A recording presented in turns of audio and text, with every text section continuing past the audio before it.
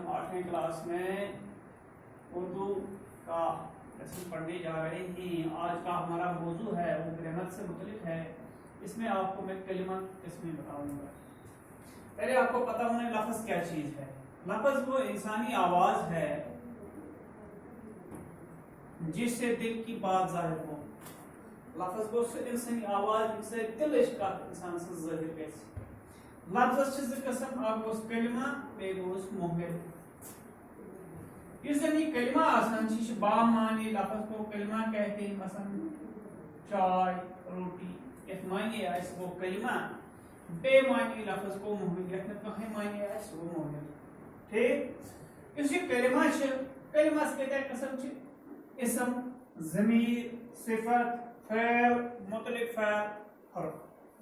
اسم چھِ أسۍ وَنان جو اسم چھِ سو کلمہ، اسم وہ کلمہ ہے جو کسی شخص، جگہ یا چیز کا نام ظاہر کرے.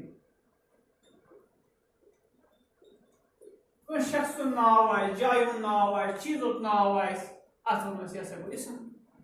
تو یُس یہِ ضمیٖر آسان چھِ، ضمیٖر کیٛاہ چھِ؟ جو اسم کی جگہ بولا جائے. مثلا وہ، تم، اس اسم جائے استعمال ہی کر. تو صفت کیا ہے؟ یُس زن اسمچ حالت یا کیفیت،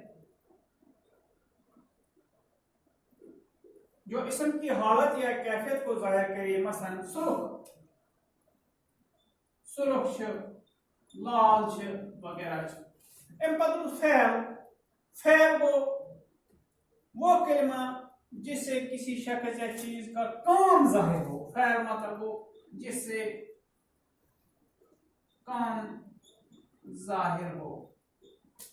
ام پتہ متعلق فعل وہ کلمہ جو فعل یا صفت کے ساتھ اگر اس کے معنی میں اضافہ کرے. مثلا وہ بہت ہنسا، وہ بہت ہنسا. گیدڑ تیز بھاگتا ہے.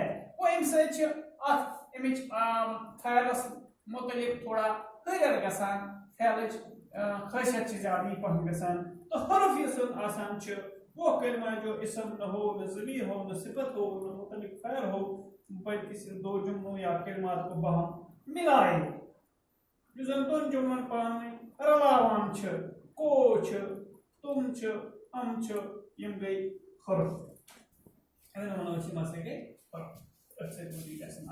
And tomorrow I will try to explain you that ism is ismic قسم.